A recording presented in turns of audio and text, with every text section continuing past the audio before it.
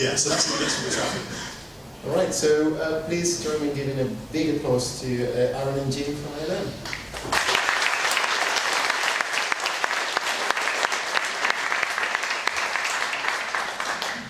I'm just going to test this works first. I'm not spitting into the mic. You can hear me okay? Yeah? Hello. People look back, I guess? Yeah. Yeah. Excellent.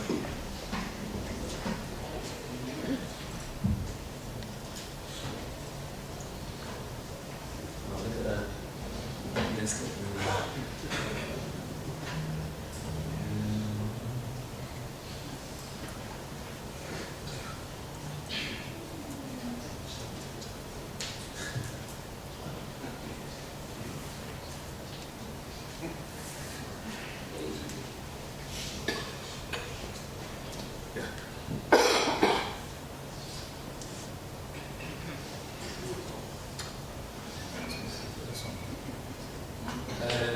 This is fine, yeah. Can you all hear me? Yes. Yeah. Great.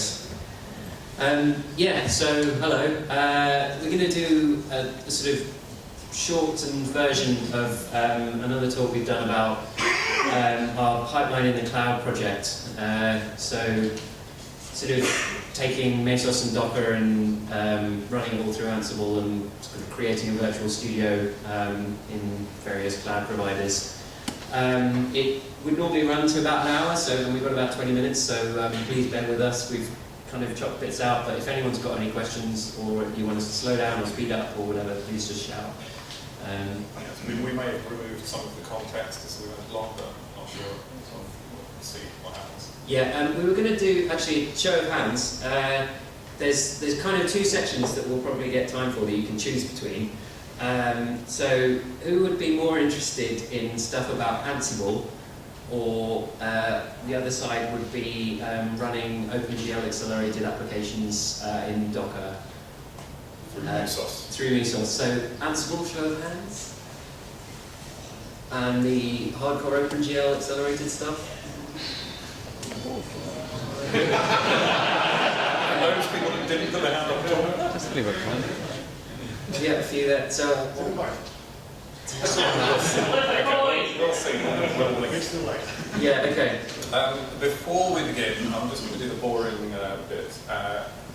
Matt did allude to this at the beginning, but just to make it absolutely clear and save our own answers, do not ask us any questions about Star Wars. Seriously, we'll get fired. Yeah, so who are we? Well, yes, I'm Jim Vans. I'm a software engineer at Industrial Light Magic in London. I'm Aaron Carey, also working at ILM in London. It's sort of a small satellite office of the broader ILM, so London just does Star Wars, basically. We both worked at other sort of big visual effects houses in London before we came to ILM. Yeah, and then we've sort of come straight onto this project. It's a whole new world for us. And just out of interest, another show of hands, who has worked in the visual effects industry? Excellent. Oh, Excellent. Very small. Okay. Interesting. Big places, small places? We're there. All. Okay, Okay. cool. Yeah. Come and get a job afterwards. Yeah, we are hiring. Might say that a few times. Yeah, so pipeline in the cloud. One of the sort of interesting parts of this project. Oh, sorry. I'll let you Jumping ahead, but never mind. Okay, so throughout this presentation, we'll mention several words you may not be familiar with, and we'll just go over them here.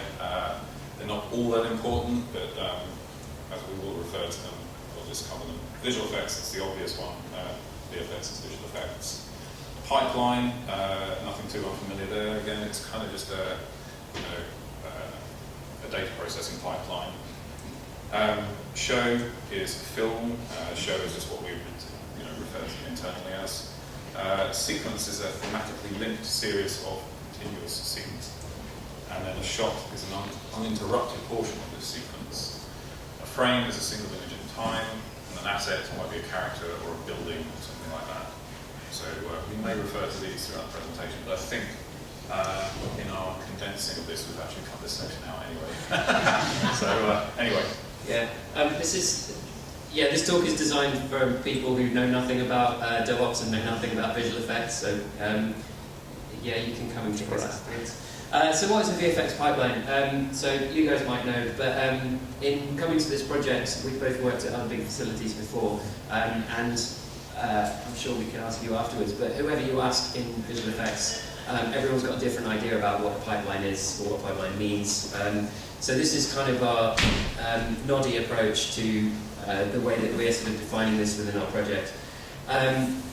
So you start off and you decide to film a great big blockbuster action movie and you decide that you want some great big blockbuster action effects. So you go off and you get your film camera, either you get a digital camera and it just you get the files transferred directly, or if it's sort of a manual film camera, then we'll actually scan in the negatives and transfer those scans digitally. They get passed over to the roto department, so it's someone's job to, by hand most of the time, cut out all the characters from the green screen. Great job.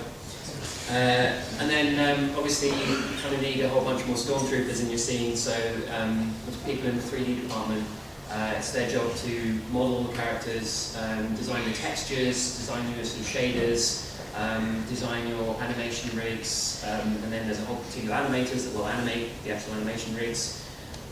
It's quite similar to sort of how Pixar work and so on.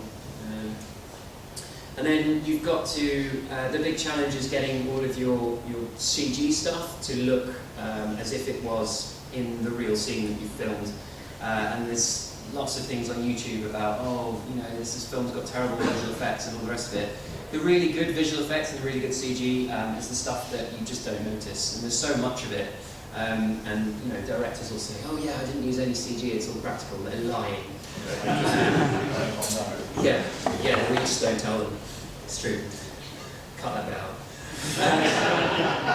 So then you're working for Michael Bay or someone similar, and so you just want to blow everything up. So your effects department gets involved, and you take all your 3D models and you run it through some physics-based simulations and destroy it all. And then it's the comp department finally gets all of these digital assets together, and it's their job to sort of blend them together and create the final image that you see in the movies. And then of course the director gets involved, or the producer or whoever, and comes and says, oh no, I don't like that, you have to change it all and start from the beginning. So it's sort of an iterative process, and you'll be going around this pipeline quite a few times. So when we started on this, sort of trying to modernise things and think, oh, how can we look at cloud tech and how can we look at all the modern open source stuff within our industry, we wanted to condense that into a more obvious data-driven pipeline. So essentially you start off with a movie file, and an artist comes along and does some work on that, creates another file. That file then has to get reviewed, it goes through a sort of dailies process. Every day we've got sort of cinema screens in work, and they'll go through the latest renders and the latest assets and so on, and approve or not.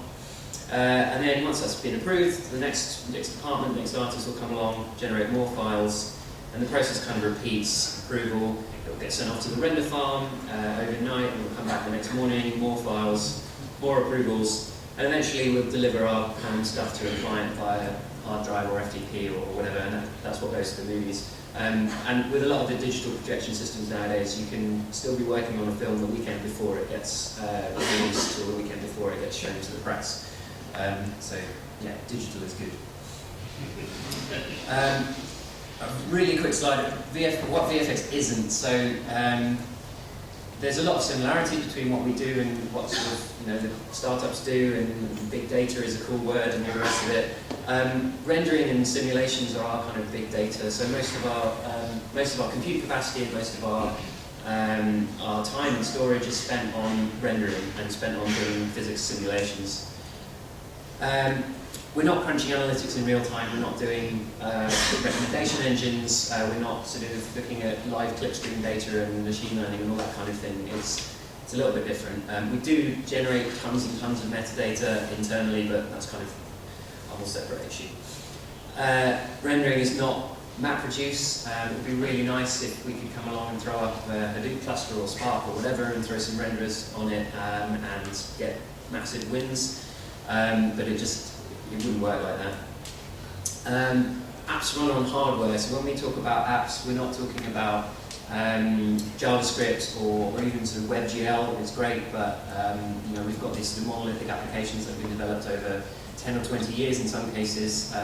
They're not ready to be just ported into the browser, and we need sort of bare bones hardware to sort of hardware speed to run these things on.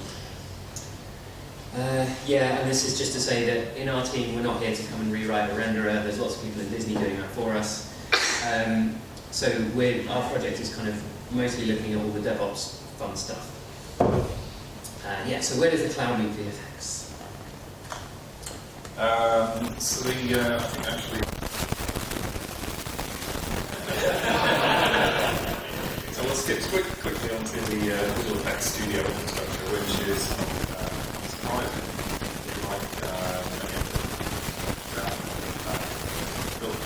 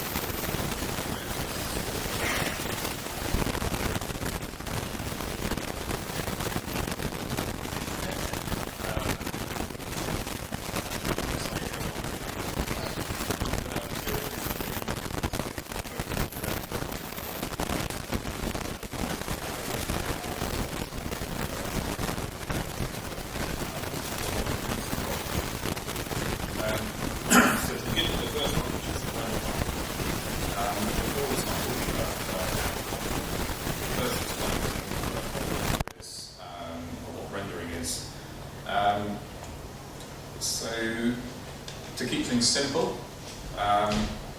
Rendering is basically taking a virtual 3D representation of a scene, and then this comprises of things like models and textures, light sources, and static backgrounds or plates, which is what Aaron mentioned at the beginning.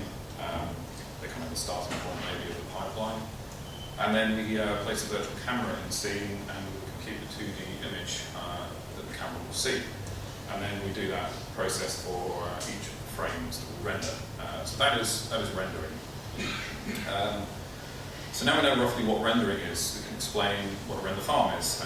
That again is very much just a large compute cluster comprised of commodity hardware, and these amount to tens of thousands of cores. And this is basically where all the batch jobs run throughout the day and overnight to render these images for each frame. So rendering in the cloud. This is quite a key focus of the whole project, and it's obviously it's where the obvious win is really. It's an additional vast pool of compute power as and when we need it. Already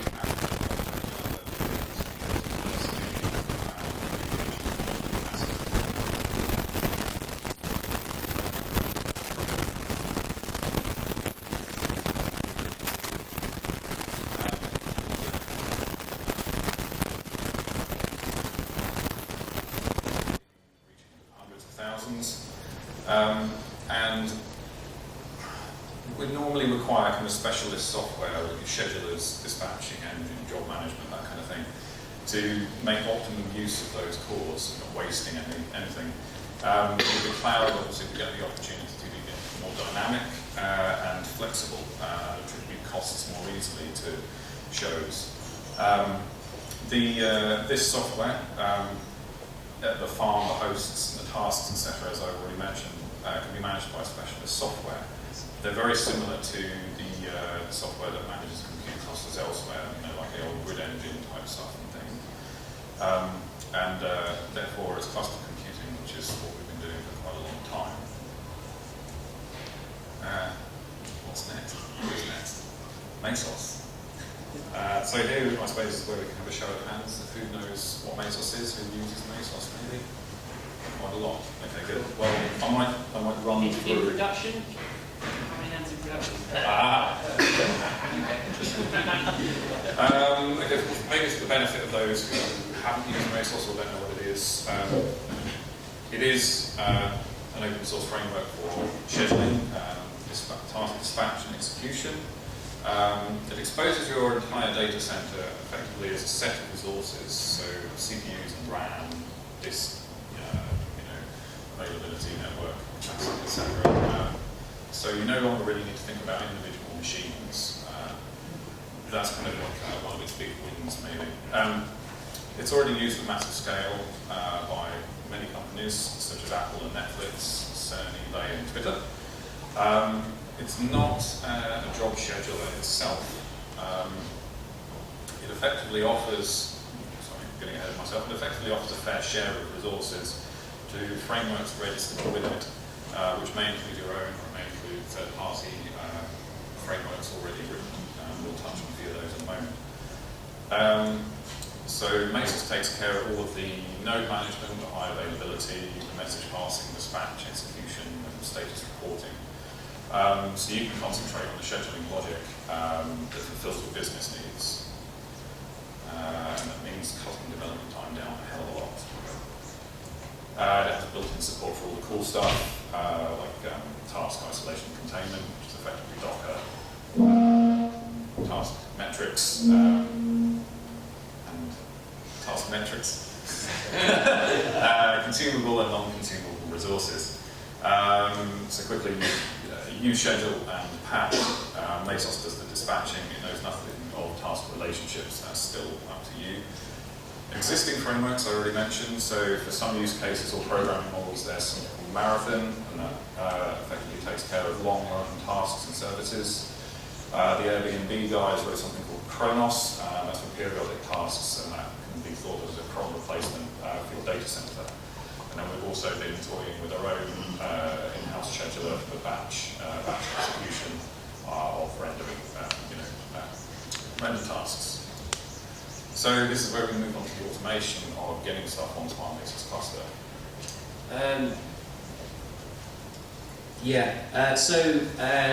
This is sort of I'll try and do this really quickly. So there's just two of us working in this team.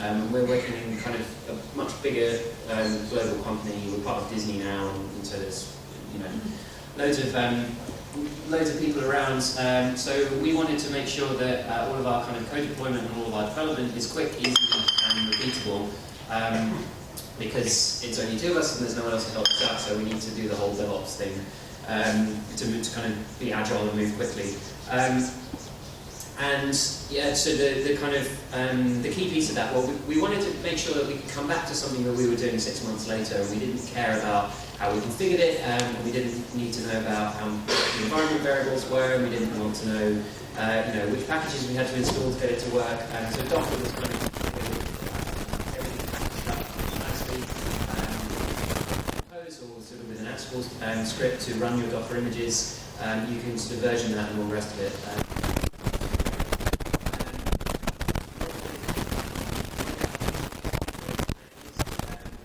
So we'll do the thing again. Hands up, use.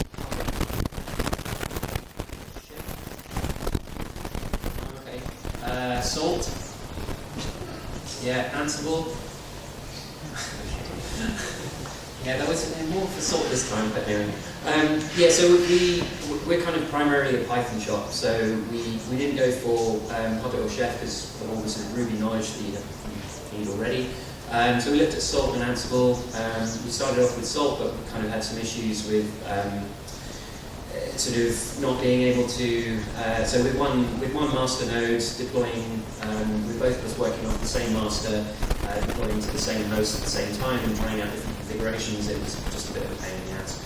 I know I can run in non-masterless mode, but there were lots of other issues. But Ansible came along, and it was very easy to use, quick to set up, and it came with modules for all the sort of things that we would need,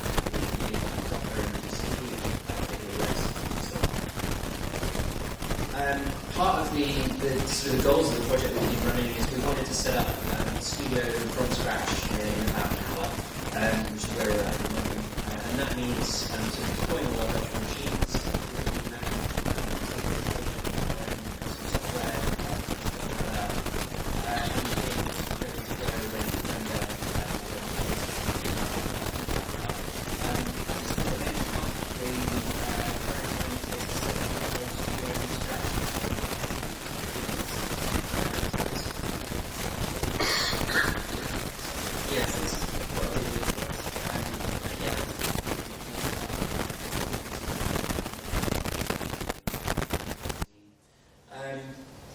So the other thing, the great thing about sort of Mesos and the way we've been using it is that it allows us to run multiple versions of the same, the same studio at the same time in the same network or same availability zone. So as developers, we can both target our own sort of private development instance, but not just one piece of software, the whole studio. So we can try out massive continuous deployment and integration tests and all the rest of it. And that's been really great for us. Another thing, if something's typed in the terminal, we want to automate it and version it. So Ansible has been key for that. And I'll sort of give an example for that. Yeah, so these are really good. Should we skip this one? Yeah, we can probably skip this one because it's fairly boring. But it's just an example of how we're using Ansible at the moment and problems it helps us solve. We kind of had to modify it a little bit to get GCE and AWS up to the same par within the Ansible modules. I suppose our solution at the moment is cloud agnostic, so we're playing both. It's a service discovery. The problem, of course, with services that run in the Mesos cluster is that there's no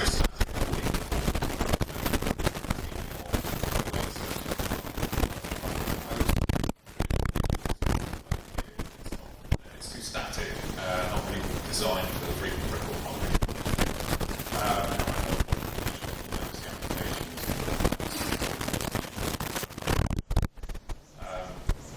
So there are several options available to us in the guise, effectively, of a DNS SRV record, and these are much more flexible and dynamic.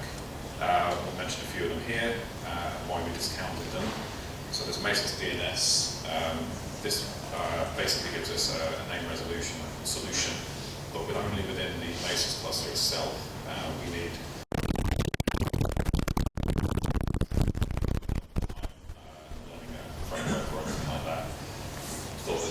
quite an old problem. There must be something else out there that already solved it. That's where we came across Consul. And the quick win for us here was that Consul works outside of the Mesos cluster, inside of the Mesos cluster, and crucially provides that DNS interface, which was the natural quick win. And this is how we're using it. I think I've already mentioned the Consul. It's a service discovery solution. How many people, show of hands, know what Consul is and use it? Excellent. In production? Okay, yeah. Completely replacing traditional DNS. Nice, okay. So I've already mentioned that it provides that DNS interface that we wanted, the HTTP interface for registering services. It runs an agent on each host and they will gossip to share information, and we basically just point each host, and that gives us the DNS resolution that we kind of need. And then we use Mesos Console written by Cisco to automatically register services in the Consul cluster.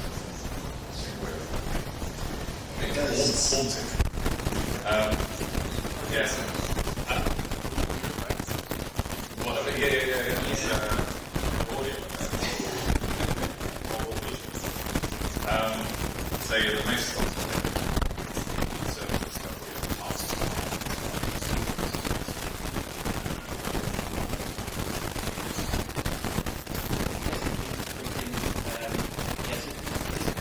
Example service. We start off with the registry so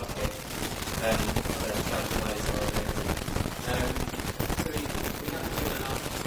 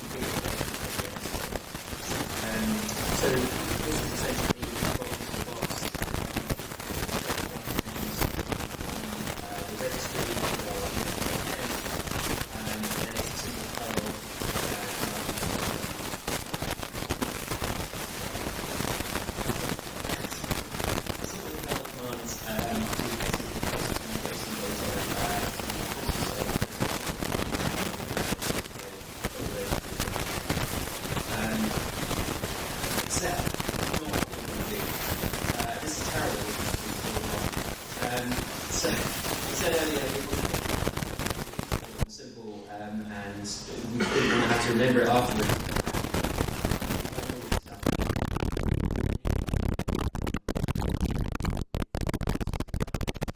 Especially if we're working in the cloud, because you can't just search your batch history if the machine is out there in the cloud and it might just go down at any point. So then you've lost all your batch history. So everything we do is in Ansible.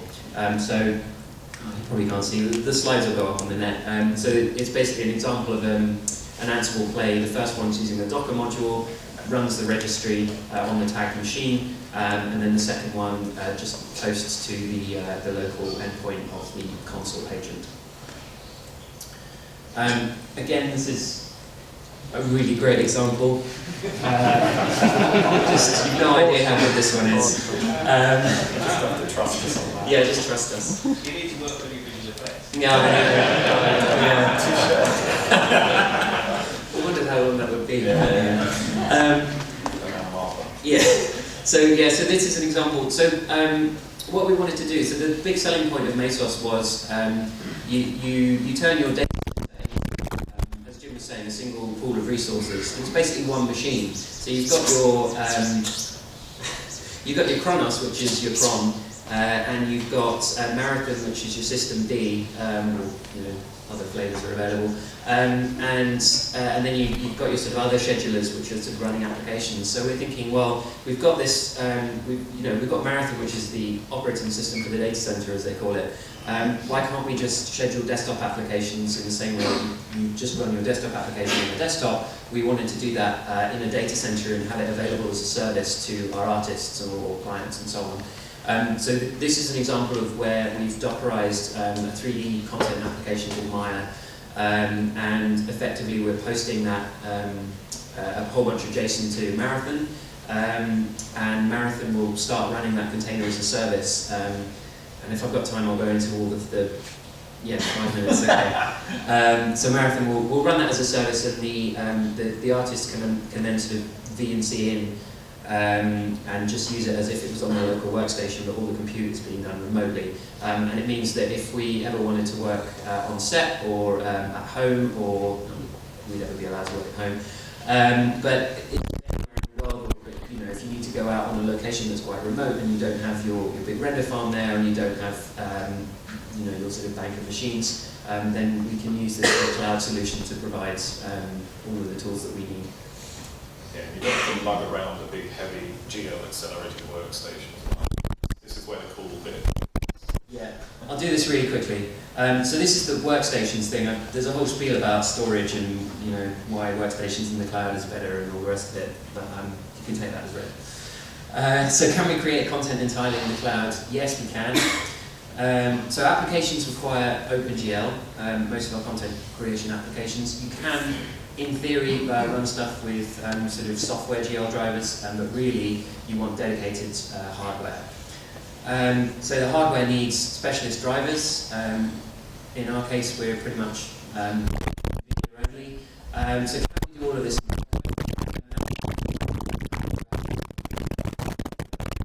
go really quick. The way that it works.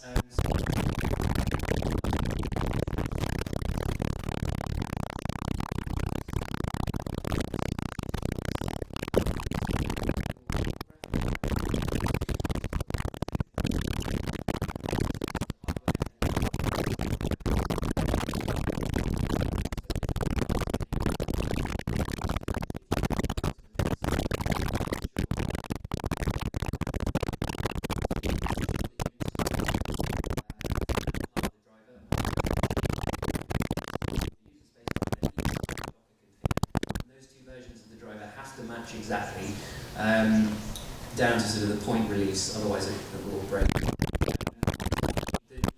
driver inside the container you can't install the kernel bits because Docker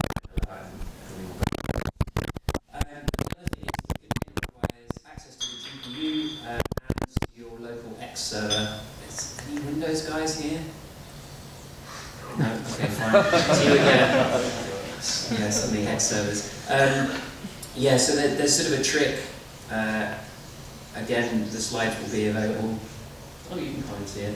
So you need to make sure that you mount all of your NVIDIA devices inside the container and make your X server available to it. And you also need to make sure that the permissions are available on your X server in whatever way you see fit. And then so the final bit there is just exporting the display environment variable, which will tell the application inside the container where the display is and which display it needs to talk to.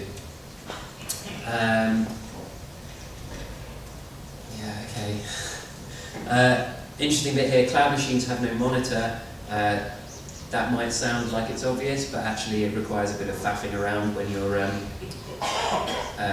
so you need this thing called VirtualGL, which effectively wraps a bit like LD preload, if any C programmers here, and so on. So you can kind of wrap up your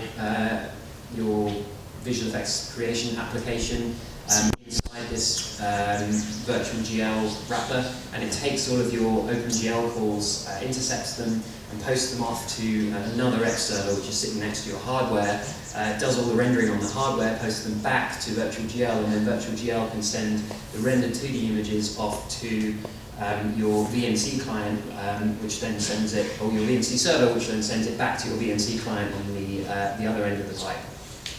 The result being GL acceleration happens on the cloud host, not on the local host.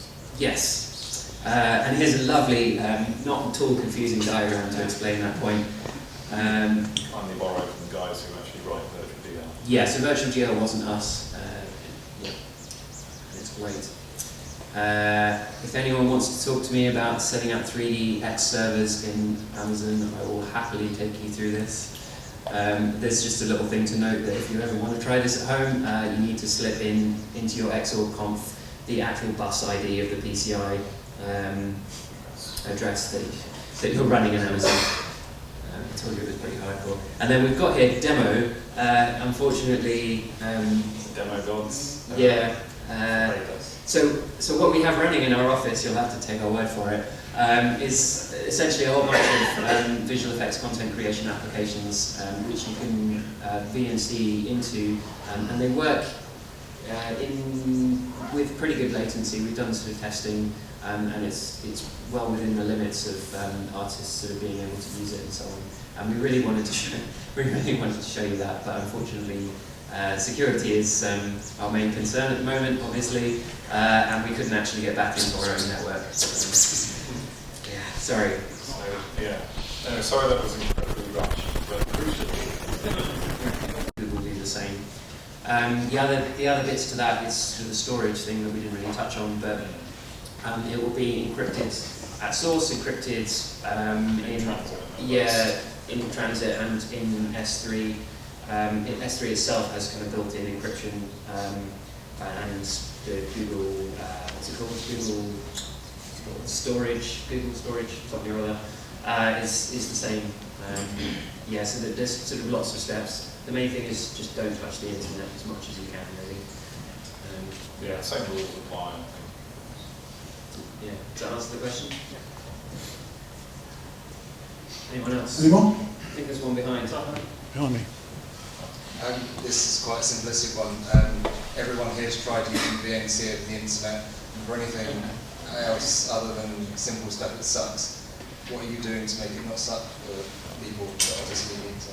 Yeah, this is the thing that comes up constantly, and I'm not sure what we're doing differently, but it works really well. So we're using Turbo VNC, if that makes any difference. Yeah, so the guy that wrote VirtualGL also writes a client called Turbo VNC, which comes with a lot of configurable options for image compression and sort of bandwidth settings and all the rest of it. And in conjunction with the VirtualGL stuff, it worked really well. So we had our sort of cluster was set up it's at the moment set up in Ireland in the AWS region there, and I've done some work in our San Francisco office.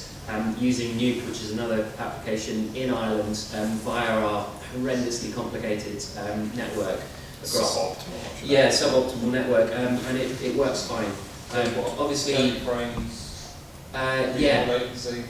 The latency is it's kind of limited to your network connection, I guess. But it's, I mean, in other parts of the studio we use Teradici boxes, so if you're familiar with that, that's kind of more of a commercial solution. And it's about the same as that, the sort of open source stuff holds up. I don't know if it's because we're using Turbo VNC, which doesn't seem as popular as sort of Tiger and whatever the other ones are, but yeah, it works and it's good, and I'm sorry we can't show it to you. I think it's possibly safe to say that it's acceptable. I think perhaps with artists running heavy scenes, latency, they might not experience such a smooth kind of running. But I reckon, we're looking at this now in a year or 2 years, bandwidth will change again, and this will only ever get better, I think. Yeah, we've had issues playing back 2K full frame video, where lots of the movie is changing at the same time. So DNC.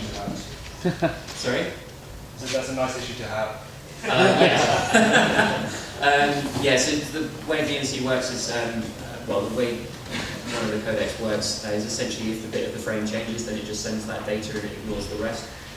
So it depends on the kind of the scene that you're editing at the time. But yeah, obviously 2K stuff is a bit of an issue, and we probably will have to cache that locally. But yeah, for other kind of tasks, it's been working surprisingly well. Cool. Any other questions? Yep, just on one more.